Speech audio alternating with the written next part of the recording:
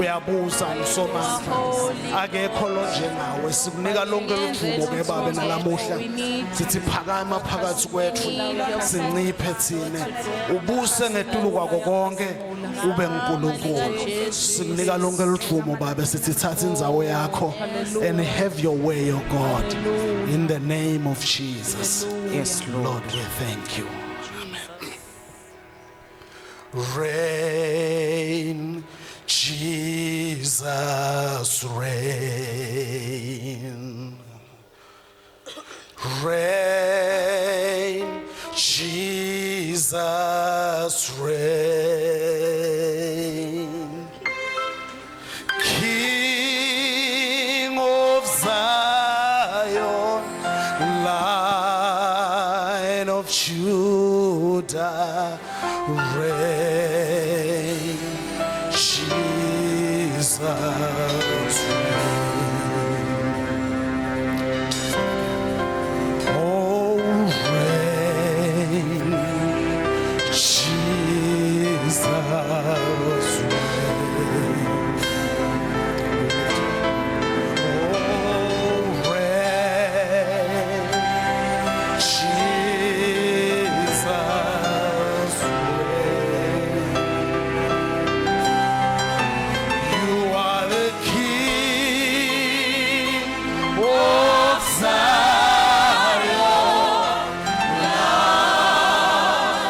Lion of Judah, reign, Jesus, reign, Jesus,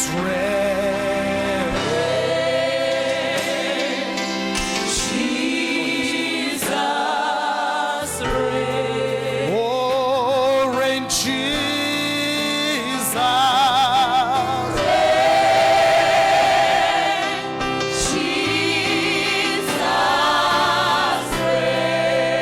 You are the King of Zion.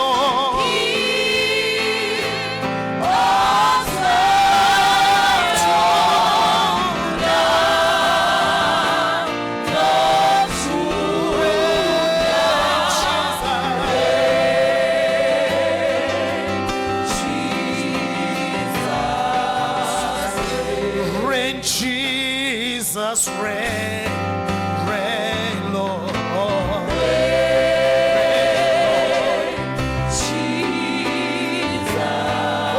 reign, Jesus, reign. Reign,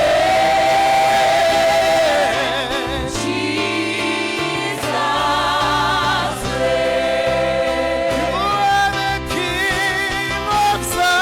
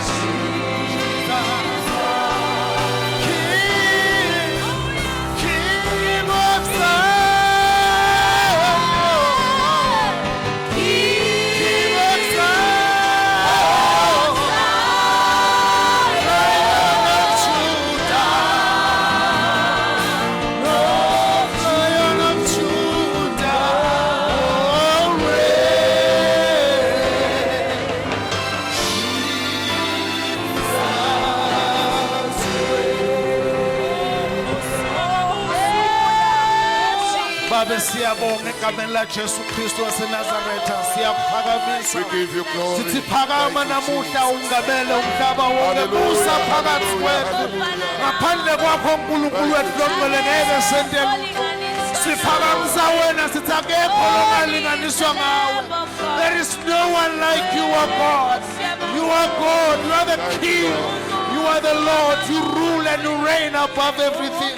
In our midst, oh God, we say, Phakama nalamuhla. Wengamele uNkulunkulu wethu kwetimpilo tethu. Ube inkosi, ube uNkulunkulu. Use ngetulu kwabo bonke. We honor you. We give you praise. We glorify you. We worship you, oh God. Phakama nalamuhla. And have your way. Give all the praise.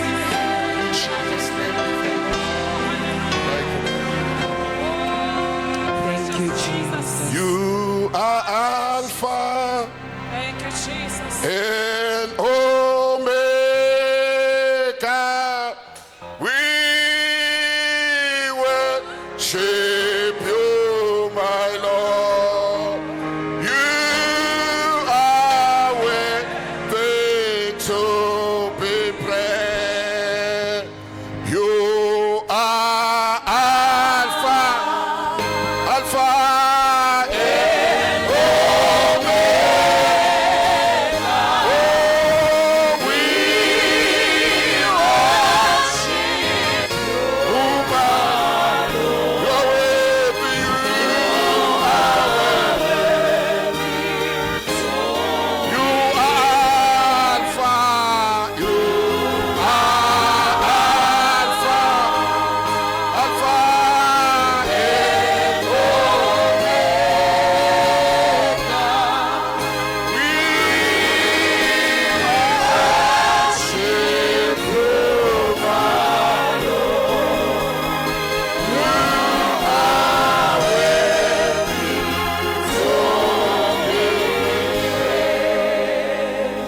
alibonge igama lenkosi. Engakabingeleli ngicela umama uNzuza angivulele uMatthew 27 bese kuthi umama bavumile usekhona ngithi akasekho. Okay, ngicela ungivulele uMatthew 27.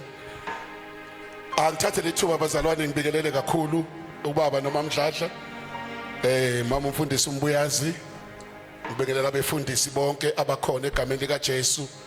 Sibingelele obaba, sibingelele omama, sibingelela insizwa, sibingelela intombi.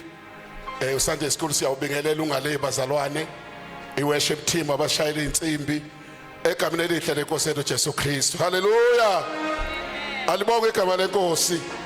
Siyambonga uNkulunkulu kakhulu ngomsa wakhe omengu naphakade.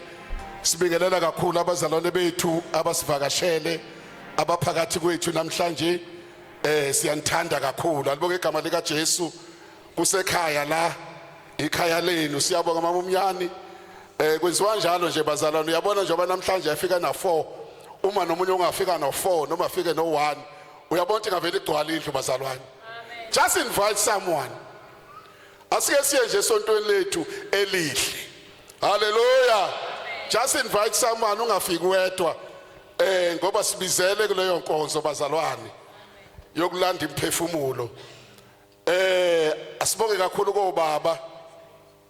Useshilo ubaba uDlamini. Siyabonga bazalwane. Ayifanele ngelinye ilanga sike sibamba number 2. Singahlali saba number 1 nje bazalwane. Sike sizi kunjani kuyahlaleka ku number 2. Ngisuyile ukuthi akuhlaleki ngoba umuntu usheshe wezwa bese ozama ukuthi sithi kancane. Number 2 akuhlaleki kahle kodwa ke siyamukela ngoba asicompete bazalwane ubaba uhlale esho njalo athi asicompete siyanikela. Bengifisa bazalwane ungabambezeli basazoba nenye inkonzo la. Ngicela usifundele kusukela ku verse 15 wehle nayo. Ngizokutshela la uzoma khona. Verse 15. Kepha ngomkhosi umbusi wayejwayele ukubakhululela. Amen. Kepha ngomkhosi umbusi wayejwayele ukukhululela isixuku isiboshwa sibe sinye esasisithanda. Ngaleso sikhathi babe nesiboshwa esidumileyo esithiwa uBaraba. Ngakho sebebuthene uPilatu wathi kubo, "Nithanda ukuba nginikhululele bani, uBaraba nokuba uJesu othiwa uKristu na?" Ngokuba wayikwazi ukuthi bamnikele ngomhawu. Esahlezi esihlalweni sokwahlulela, umkakhe wathumela kuye wathi, "Ungabi nandaba kulowo muntu olungileyo, ngokuba ngihluphekile kakhulu namuhla ngaye ephusheni." Kepha abapristi abakhulu namalunga bancenga izixuku ukuba zicele uBaraba zimbulale uJesu. Zimbulale uJesu. Zicela uBaraba. uJesu zimbulale. Qhubeka. Wayesephendula umbusi wathi kubo, "Nithanda ukuba nginikhululele muphi kulaba ababili na?" Bathi, "uBaraba." uPilatu wathi kubo, "Pho-ke ngimenze njani uJesu othiwa uKristu na?" Bonke bathi, "Makabethelwe esiphambanweni." Bonke bathi akabethele esiphambanweni. Wayesethi, "Ngokuba wenze bubi buni na?" Kepha bamemeza kakhulu bathi, "Makabethelwe esiphambanweni." Uyabuza uPilatu umphathi omkhulu ukuthi yini lena engaka yenzile kuze kufanele abethele esiphambanweni. Bathi no, akabethelwe kuphi? Esiphambanweni. Qhubeka. uPilatu esebona ukuthi akanakwenza lutho ngokuba isiphithiphithi sesanda kakhulu, wathatha amanzi wahlamba izandla phambi kwesixuku wathi, "Anginacala egazini lalomuntu, ziboneleni nina." Abantu bonke base bephendula bethi, "Igazi lakhe malibe phezukwethu naphezu kwabantwana bethu." Jesu.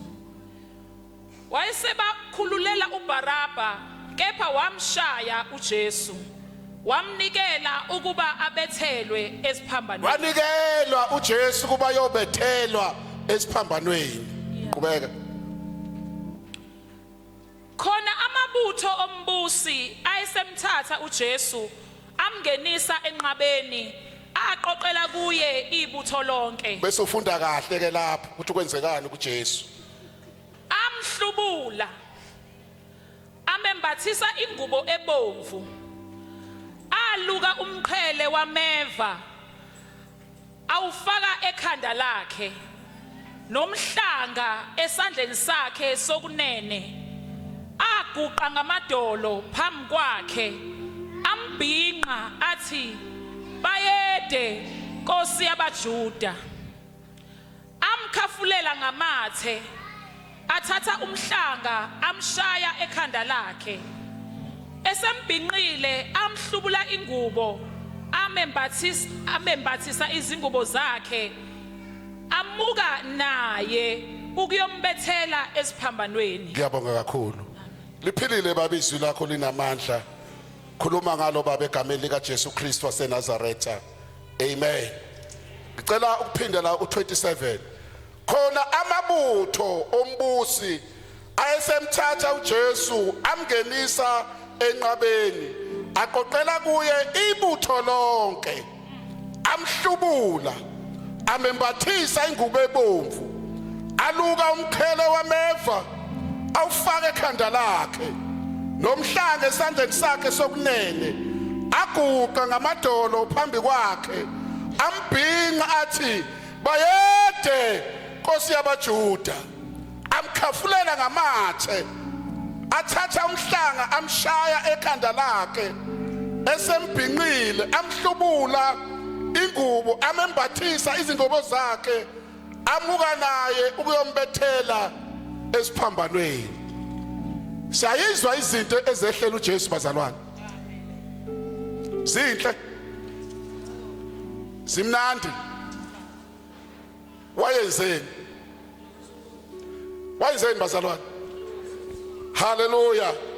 ngifisa ukukhuluma ngesihloko bazalwane sithi singalukhohlwa uthando uJesu asithanda ngalo ukuze simkholwe ezintweni zonke. Singalukhohlwa uthando uJesu asithanda ngalo ukuze sizomkholwa ezintweni zonke. La sifunda khona abazalwane benganikeza ibackground. uBarabha kwakuyinkunzi malanga yesigebengu. Waye umbulali enza yonke into ongayicabanga enziwa zigebengu. Waye uvalelwa ngenxa yamacala akhe. uJesu bazalwane wayengezanga lutho. Halikho icala wayelenzile. Kodwa ithina ebesonile. Kwathi icala lethu lehlela phezu kwakhe. Ingakho sesimthola esebalwa negebengu ngenxa yamacala obani bazalwane. Ingakho la uJesu ngesikhathi esela ivalele khona wayithola izono zezwe. Wayisebukeke isono esikhulu ngaphezulu kwezoni zonke ekhona emhlabeni. Ingakho iphunga lika Jesu wathi mawuPilate ebuza ukuthi ubani engizonikhululela yena, lanuka kabi iphunga lika Jesu, lanukela abantu ngoba wayithwele izono zeswe. Ngisho sikaBarabha uqoba isono sasesiphezu kwakhe uJesu ngoba wayithwele izono zeswe. Base bembona uBarabha innocent ngoba uJesu wayesayithwele zonke. Kwakuthi ngomkhosi wePhasika kwakunalokho nje ukuthi kube nesiboshwe esodwa esikhululwayo. So ngalelo langa kwathiwa ukhona uJesu noBarabha. Kwafanele bakhethe kuyohlala nesigebengu. Athi sibanjiwe senza imkhuba. Babulala uJesu angazenga lutho. Kwathi lobe sefika unkosikazi kaPilate sasho ukuthi hayibo lo muntu ungamenzi lutho, angilalanga kahle ngaye ebusuku. Akenzanga lutho kodwa kwathola ukuthi uthwele izono zomhlaba wonke. Kumele iplan kaNkulunkulu ifezeke ukuze mina nawe sisindiswe. Kwadinga uJesu adlule kulobuhlungu, adlule esiphambanweni. Akuvelanga sasindiswa bazalwane. Kunendoda eyadlula ebuhlungwini. Kunendoda eyabhingwa yathukwa. Kunendoda yakhafulelwa ngamathe. Wezwa yonke into ongayicabanga ngoba mhlubula ingubo zabo benza yonke into abayithandayo ukuze thina kuthiwa singabantwana bakaNkulunkulu. uJesu wabeka ukuphila kwakhe phansi ukuze thina sisindiswe. Asingalukhohlwa uthando lukaNkulunkulu asithande ngalo. Ngenxa yobude bendlela siyakhohlwa. Ngenxa yobude bendlela siyakhohlwa ukuthi abasindisiwe kunomuntu wabeka ukuphila kwakhe phansi. Wakudena ngezengaqala ngenxa yakho nami.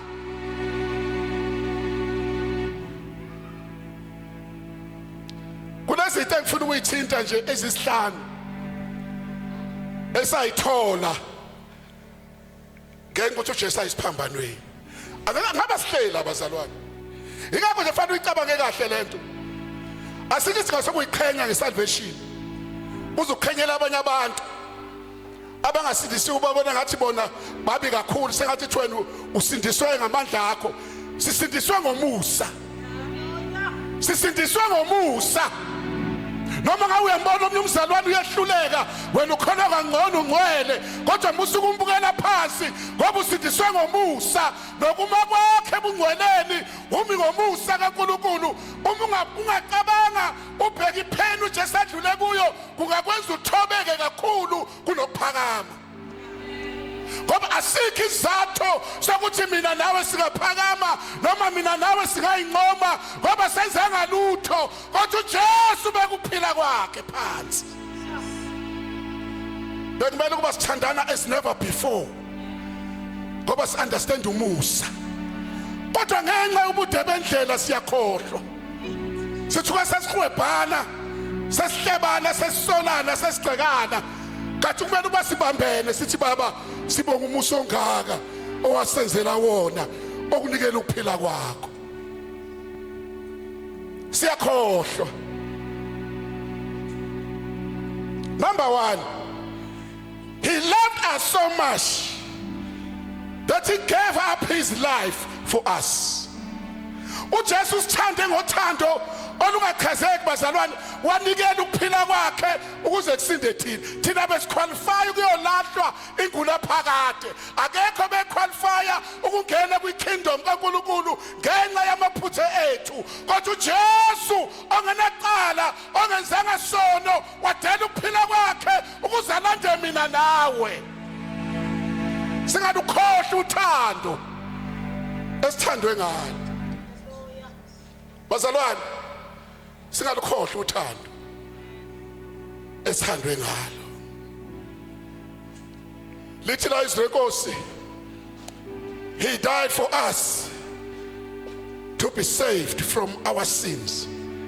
2 Corinthians chapter 5 verse 14 and 15. Bese Luke 19 verse 10. For the Son came to seek and to save that was lost. uJesu bazalwane ukhetha ukufa ukuze umbuyazi namhlanje kuthiwa umntwana kaNkulunkulu, ukuze umbuyazi angaye esihogweni athola ukuphila okuphakade. Angenzanga lutho, ngikuphiwe ngomusa. Kudinga uJesu alahlekele ukuphila kwakhe ukuze mina ngithole ukuphila okuphakade. Musukhohlwa ukuthi lento onayo kuchitheka igazi elingenaqala ukuze wena ubuyisane noNkulunkulu. Don't forget uthando lukaNkulunkulu. Ngizibuza umbuzo, ungaphila kanjani budede kangaka evangelini kwachitheka igazi lomuntu?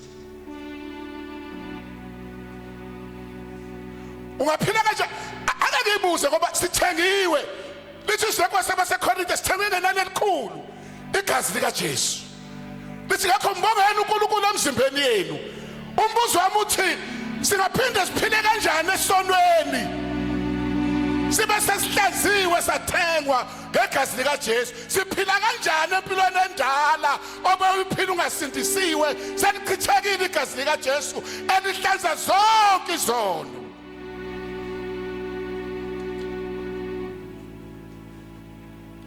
Siphila kanjani bazalwane?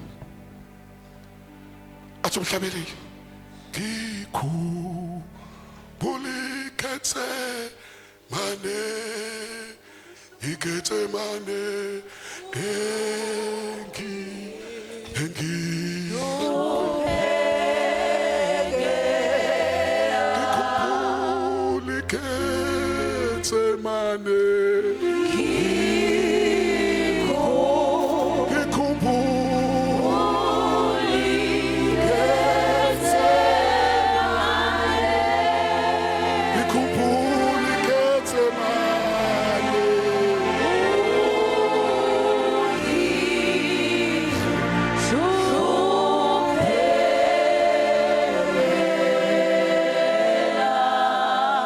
umhlabeleli angeke kuphele kimi ukuthanda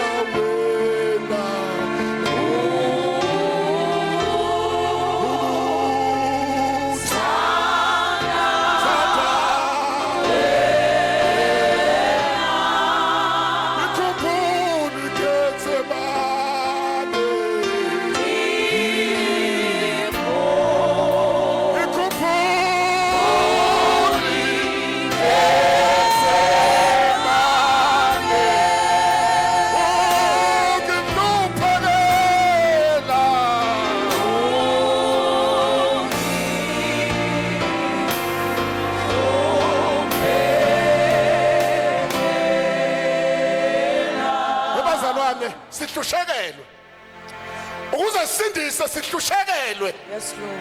Akufanele kwenzeka automatically. Sihlushekelwe uJesu wadela ukuphila kwakhe ukuze thina sindiswe. Umbuzo wami uthi singaphila kanjani ensindisweni sibe budedenga kangaka sihlushekelwe? siphila amahlazweni nje bazalwane, senza izinto zezwe sikholwa, senza isono sikholwa. Uzujwayela isono ukusenza. Ngifisa namhlanje sikhumbule ukuthi asithenganga bazalwane, sithenge ngenani enqabileyo igazi lika Jesu. Kumele uSathane mayekushela athi kubuyisela emuva uthi Sathane, the price has been paid. Likhokhiwe inani, angisabuyele emuva.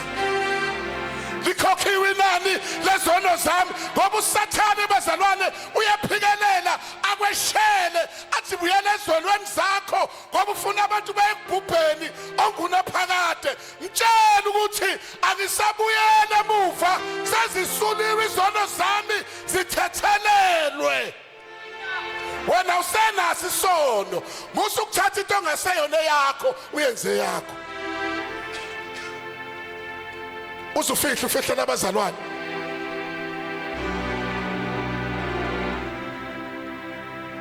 Uqashe. Ngifisa nje into eyodwa kumele uyenze. MawuSathane kweshela athi buyele emuva, khumbula isiphambano. Khumbula uJesu eleka esiphambanweni. Mbone ekhafulelwa ngamathe, mbone ekhahlelwa, mbone ebhinqa, mbone ethukwa ngenxa yakho. Musukudayisa ivangeli ngezinto zesikhashana. Umusa kaNkulunkulu uphelelisiwe phezu kwempilo yakho. Khumbula iGetsemane, uJesu ehluphekela. Musukuyiphila lempilo oyiphilayo, khumbula iGetsemane. Uyazi ukuthi bazalwane akekho ongalingwa. uSathane ushela kwasani. Ngale ndaba uthi umfundisi uyakushela nje, futhi akakusheli ngento ongayazi. Uyabona, uma ungakazi uphuze angeke ulingwe ngotshwala, ngoba awubazi ukuthi ukutesta kanjani. Uma ungakaze ujola angeke ulingwe ngomjolo. Umuntu ulingwe ngalento ade yenza engakaphenduki, ngoba lento uyayazi ukuthi njani. uSathane uvela lethe yona ayenza isikhazimula kakhulu ngoba ufuna wena ubuyela emuva, noma ufuna ukukwenza ukuthi ube yiqili lomzalwane nahamba ensindisweni liphethe izinto endala. Libe lithi izwi lenkosi kwabaseKorinte besibili chapter 5 verse 17, uma umuntu ekuKristu uyisidalwa esisha, okudala kuyadlula bheka sekuvela okusha. Kodwa uSathane ufuna ukukuphathisa izinto endala.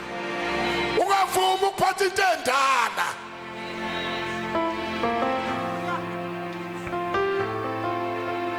Ungavumi. Uyabona izinto ayiphethe asingene ezulwini. Lezi zinto ayiphethe angene ezulwini. Lezi zinto zenzayo asingene ezulwini. Ngikhuluma ngeprivate life yakho mina usemsebenzini, usekhaya. Akuyibheke nje kancane iright lempilo oyiphilayo. Ayikho enye iprice bazalwane ezokhokhwa, ukhokhiwe kuphelele.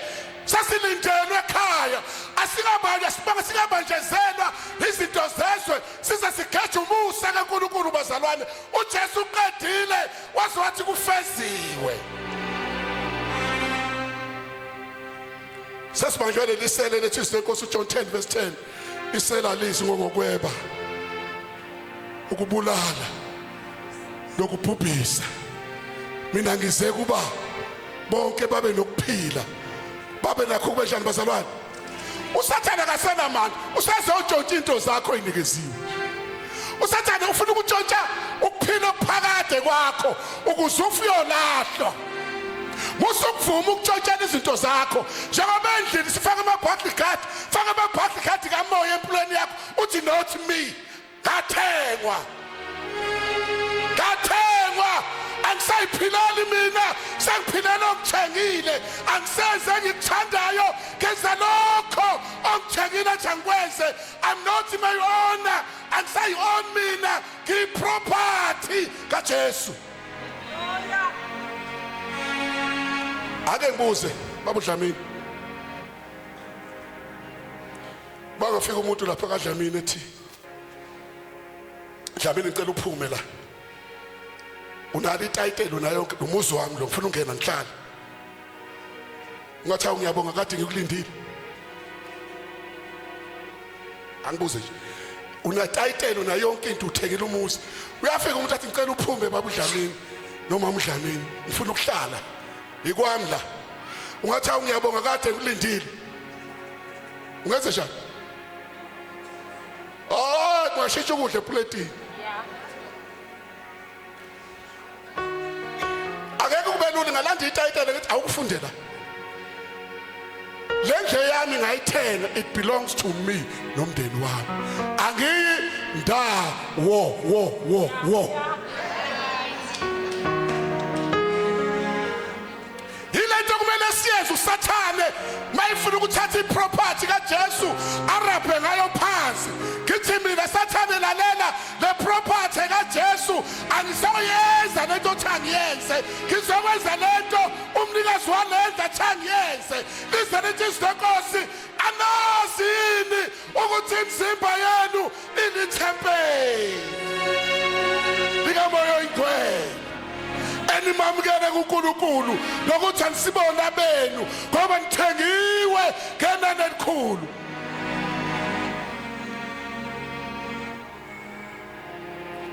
You don't belong to yourself. Yabona uSathane ufana umtshela indaba zakhe. uSathane uyatshela abazalwane ungakhophozeli phambi kwakhe. Mayifika nje ekushayeleni nje dalela wena. Hamba uyokhuluma noJesu. Mina umnikazi walendlu uJesu. Angisayenzi lento mina. Khuluma noJesu uthi angayenzi lento. Musu kuba ikhono elula nje bazalwane ukuthatha izinto eziqalekisiwe uzidle. Musu kuba ikhono elula. Ngoba lento lethi iqalekise empilweni yakho. Lethi lethi amabhadi empilweni yakho. Sithi noma siyakhuleka lento engathi azenzeki kanti uphethe izinto eziqalekisiwe.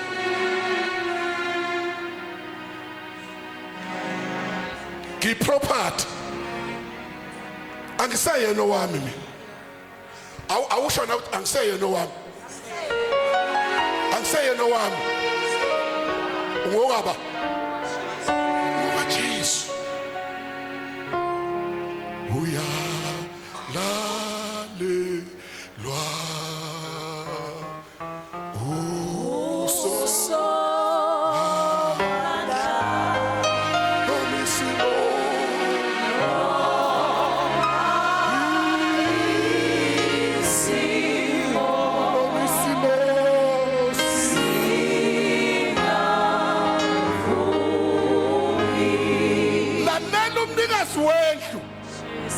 Lena uyona wena. Usukwenza umathanda endlini yomunye umuntu. Ungaphatheka kanjani? Baba umchunu ngiyafika lapha ya. Ungithole sengiyahambela nje endlini ngivula ama fridge. Ngena konke amakamela.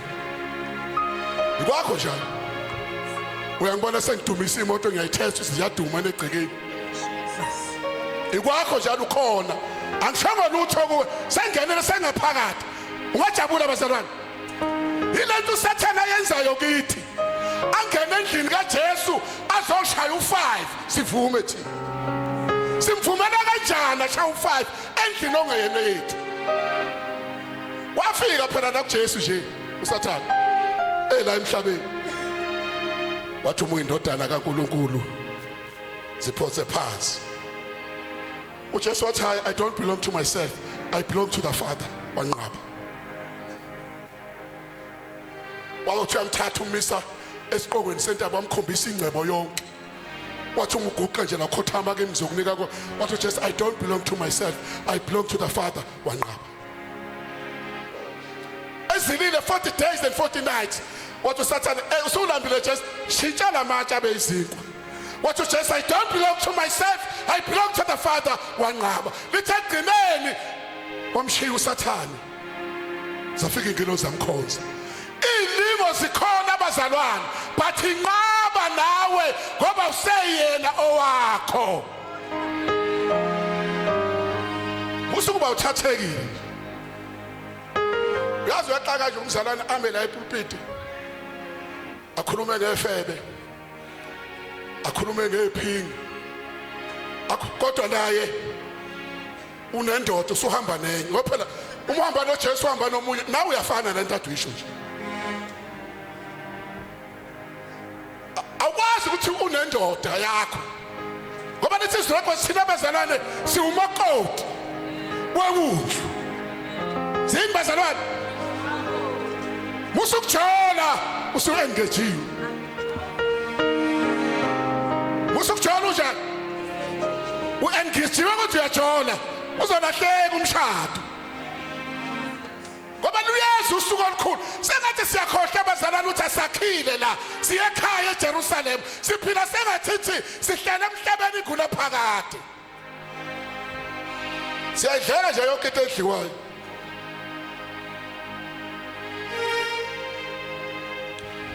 akona wakha amandla okunqobeleni tshela umnikazi wendlu uthi hey baba hayi inkosi malanga lena emnyama ngoba bathi umnyama ngazi bakhethelana ukuthi bathi usathana umnyama ngoba kanakhala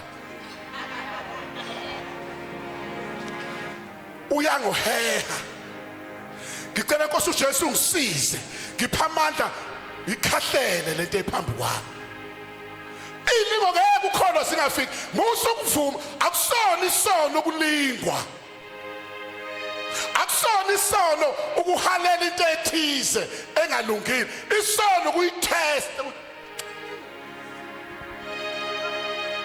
asike isilingo ovela ukhamusa usitapula nje ufaka kade kufika nento elangazele ethi hey ngisindisiwe kodwa yazi yona ngiyayikhumbula ubumnandi bayo usathatha khumbuze bonke ubumnandi obungekho uthi qala lokho kuthi ukukhumbula kusona isono uthi usafika umcabango nje futhi suka sathana akuyona indlu yami le indlu kaJesu uma ufuna ungena la hamba kuye ucela ipermission anayo imvumo mina yokukuvulela umvulela kanjani endlini ongeyona yakho umvulela kanjani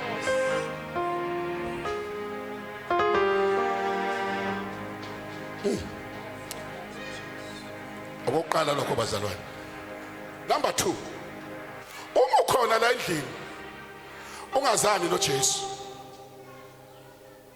ungakazi umamukela uJesu njengenkosi nomsindisi ngifuna ukukutshela ukuthi izono zakho zonke zakhokhelwa uthwele izinto njengezona zakho uyabona lento lempilo ephilayo ongakwazi ukuphuma kuyo ukhono wakunqobela njengoba sifunda ngesikhathi bemkhafulela ubezothenga wena iyodwa wena into ofanele uyenze uzukhululeke ukuthi inkosi uJesu ngiyakwamukela ngene enhlizweni yami ube inkosi nomsindisi zithethelelwe akakubuzi nokuthi wenzeni nini uthethelelwa same time sezakhokhelwa musukuhamba ucindezelwe izono ngoba ukusonke house of glory angeke kukusize ngalutho uma ungazani noJesu uzofa uyolahlwa kubhlungu umuntu ayolahlwa kunesipho esukuphila phakade esiqondene nawe ungafuni ukusithatha abantu abazolahlwa ngoba uNkulunkulu ebazonda bazolahlwa ukuthi abasamukela isipho esikuphila phakade abanikezwe sona mvume nami ngamvume awu ngamthatha umenzo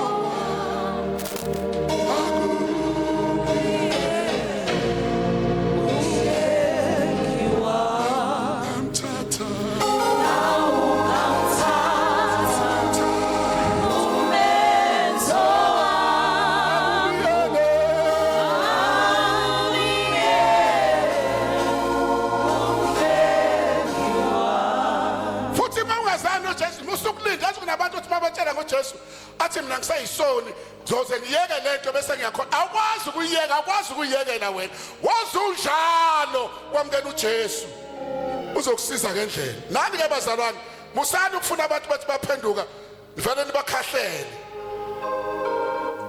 ngoba abanye abazalwane babona sebengcwele kakhulu uJesu khona into wayenza mawufunda lapha na kuJohane 11 ufika kuLazaro kuthiwa siyanuka uba umuntu mayenesona usuke senuka bazalwane unuka imkhubu unuka zonke izinto futhi akayizenzanga ukuthi anuke isona esimnukisayo uthi uyafika uJesu ethuneni uyamvusa uLazaro uma mvusa uLazaro akavuka uLazaro uqaqeka indwangu same time uvuka uLazaro usaboshiwe uthi uJesu mthukululeni nimyeke ahambe usukusaba ukuza kuJesu ngoba unemthwalo ethwele uzothukululwa ngendlela nikela impilo yakho kuJesu isikhathi sekhona ngoba the price have been paid akukho lutho olungakhokhiwe njengoba uphila esonweni nje uyiphilela ngoba uthanda kodwa konke khokhiwe woza kuJesu wena mawufika kuJesu uzokusindisa akuthethelele zonke izono zakho ungajabuliswa yisono engeke ngibone nje kulela sonto lami soxoxela abangani bami mase kushone ibhokisi selimela sekuphunywa abefundi sebegqoka amasudu amnyama sebeshaya kancane bahola nje ibhokisi nami ngifuna ngalelo langa ngihamba sebelihola nje ibhokisi lami kusizani silihole uyesogweni kusizani silihole ibhokisi lakho ukuthi umphefumulo wakho uyele kulahlene ngunaphakade ngoba wazani noJesu lekhohle ukuthi abantu bayakwazi wonakala kangakanani akekho umuntu ozalwa emhlabeni ongonakele umuntu ozalwa wesilisa nosifazane uzalwa embethe isono ukuthi sakho siyabonakala khona abanye singabonakala into ongayisiza ngayo kwamukela uJesu kuphela asindise ukuphila kwakho sikunikiwe lokho for free. Number 2, he gave up his life to set us free from all strongholds of the enemy. uJesu unikela ukuthi asikhulule kuzo zonke izibopho noma ngabe uluphi uhlobo lwesibopho usathana ngakubopha ngalo uJesu ufike wasikhulula. Athi Matthew 11 verse 28 zanini kimi nina lonke enikhatheleyo lenisindwayo mina ngizoniphumuza. Ukufa kaJesu kusho ukuthi ayikho inkathazo nenkinga usathana ngakuthwesa yona enzima angeke uyinqobe ngoba konke kunqotshiwe. Isiphambano sika Jesu sisinike abazalwane ifreedom. Akhathali ukuthi ubhekane nani uJesu nalokho kwabalwa okwakho ukuxoxa naye uthi baba ngisindwa yilokho baba ngisindwa yilokho baba ngisindwa yilokho utshela umuntu vele bazalana sovele soyikhokhile iprice. Ubese uyakholwa ukuthi uJesu uzokusiza bese uyalinda kwesisikhathi uyisusa manje inkinga yakho kwesisikhathi ayisusa indlela asebenza kodwa kwakukholwa ngoba the price has been paid. Ungaziye ukukholwa uthi angimboni mina lo nkulunkulu ukuthi ungisizaphi ngihlupheka naye. Awukwazi ukuhlupheka naye bazalwane. Be patient, bekezela uhlale kuye nayahlala kuwe uhlala kimi ngihlale kuye owenza umsebenzi usinikela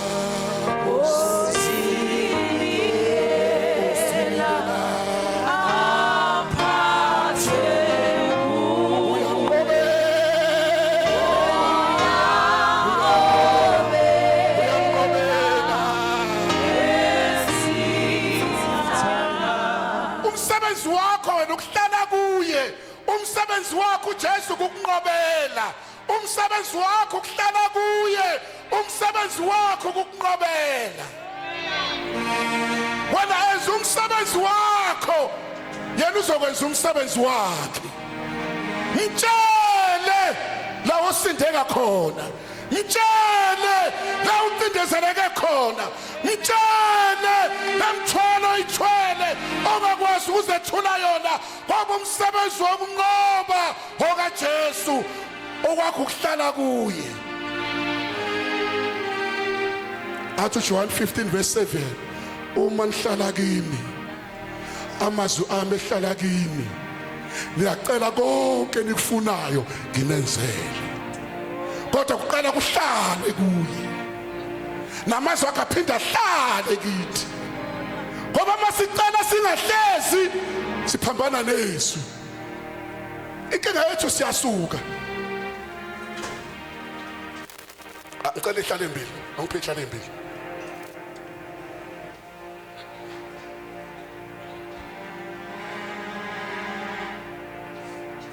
Sibekela, ngifuna uyibeke ya, sibeke noma ngayibeka ngapha. Sibeke nje phansi itulo. Ngiyabonga bafana bami, ngiyabonga.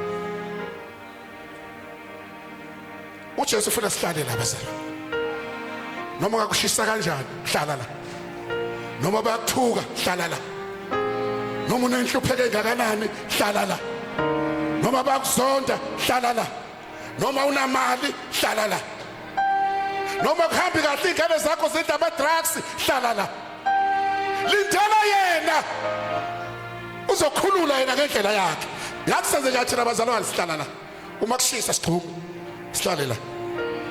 Uma kushisa sichume. Sihlale la. Uhlala endaweni eyodwa. Haba baba shathara baba. Sika mama endere bebe sika. Wakhaba boshendere bethandaza. Kodwa ushintshe ihlalo. Asishintshe ihlalo ensindisweni kuhlalwa kuJesu yena yedwa. Uma wenze njalo uyena ozonqobela izitha zakho. Konke sasifunda qala nje usuka ngahlala. Ngaso esasenzo uthisha babesihlukumeza qala. Hey, ube mazi te. Yeah. Bathi ngasuka ngahlala ngixoxa. Ngasuka ngahlala. Uthula kube manje lekususa uma ngahlala uyakushaya. Ngithe mangithi suka wahlala kusuka uhlale la. Ngasuka ngahlala. Usathana udlalisa abazalwane the same game. Uthi suka ngahlala. Ngasuka ngahlala bahlala. Ngasuka ngahlala. Bathulike bamazi abazalwane bashintsha amasithi. Kuthi wahlala endaweni eyodwa abazalwane the jumping amasithi amaningi. Bathi mabe yathandaza ngathi uNkulunkulu akezwe kanti la masitho washintshayo. Number 3, he gave up his life to provide for our needs. Yazo Jesu ufuna ukuthi ungakhathazwa yilutho nje. Ingabuza ukukhekheka ikhanda yonke into ikhokhele bazalwane. Unikele ukuphila kwakhe ukuze asinikeze nezidingo zethu. Umfundo Philippians 4 verse 19 lithi uNkulunkulu wami uzokugcwalisa ukwesela konke kwenu njenge kwencebo yakhe kukhazimuleni kuKristu Jesu. You don't have to worry with your needs. Zilethe phambi kwakhe.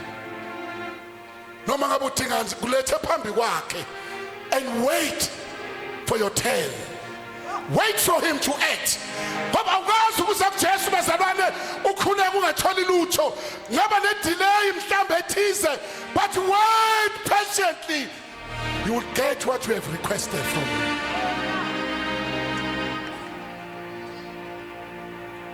Siyajaha uthi mawubona umthandaza uvuma kwakhona umprofeti ozayo la eMaritzburg edolobheni.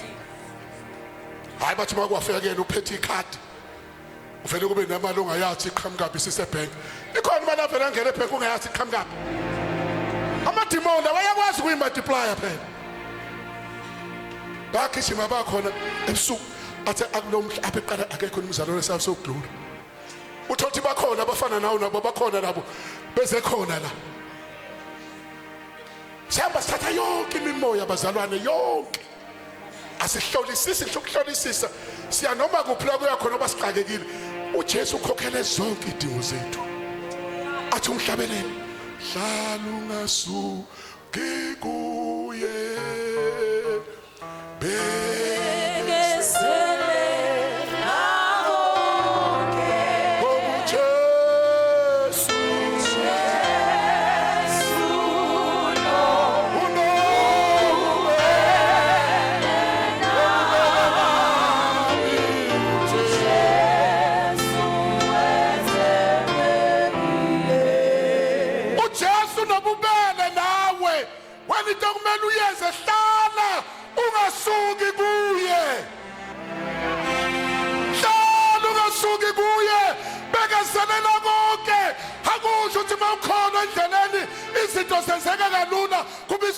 ubekezela ngobekezela Jesu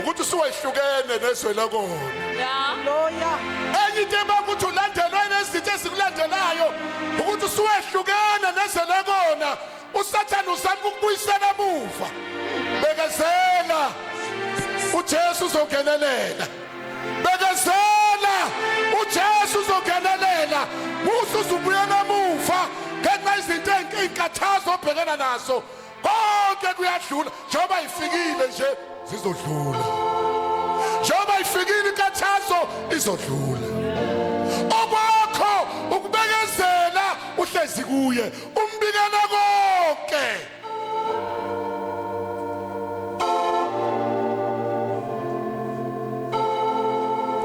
Number 4, he gave up his life to heal us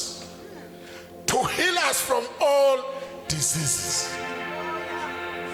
uJesu unikela ukuphila kwakhe ukuze asiphilise izifeni zonke hayi kwethize athi Isaiah 53 uverse 4 kepha yazithwala izifo zethu yabetshatha ubuhlungu bethu yazithwala izifo zethu yaphinde yetshatha ubuhlungu bethu uyasiphambanweni nje uJesu uthwala izifo zethu watshatha ubuhlungu bethu okusho ukuthi masidibana nezifo sigijimela kuye sithi baba nanesi sabethena esiphambanweni I receive my healing forget ukuthi odokotela bathini receive your healing the price has been paid Achamahubo 103 verse 3 uthethelela zonke izono alaphe zonke izifo into abangabazalwane sometimes singaphulukiswa sikhona ukuthi khona izifo ezingalapheki bathi udokotela leso zufe naso vela khona umuntu akhohlwa ukuthi izwi likaNkulunkulu lithini asihambe bazalwane ngokukholwa singahambi ngemizwa singahambi ngokubona ngoba sidileya ama miracles kaNkulunkulu ezimpilweni zethu The last one, he gave up his life to give us peace. Hey bazalwane, kuningi okuzogcina la nje bazalwane. He gave up his life to give us peace. At John 14 verse 27. Ukuthula ngikushiya kinina. Ukuthula kwami ngimipha kona. Ayiwe madoda. Uthi Jesu ukuthula ukushiya kobantu bazalwane. Ukuphiwa ukuthula kwakhe ukunikeza obani. Sikuphiwa ukuthula. Uyabona na usukuxokozela enhlizweni yakho uphelele kushopthonga ebusuku khuza umoya okuwena ngaphakathi unamandla okhuza umoya ontshontsha ukuthula kwakho ngoba uthi uJesu ukuthula ngikushiya kini ukuthula kwami ngikunikeza kona uJesu akafuni sabe kunemsindo engasinikeza ukuthula ukuthi uyashayeka musukuvuma kulahleka ukuthula kwakho ngoba kuchitheka igazi ukuze uthole ukuthula futhi singubani ngicela uze ngaphambili uzothandaza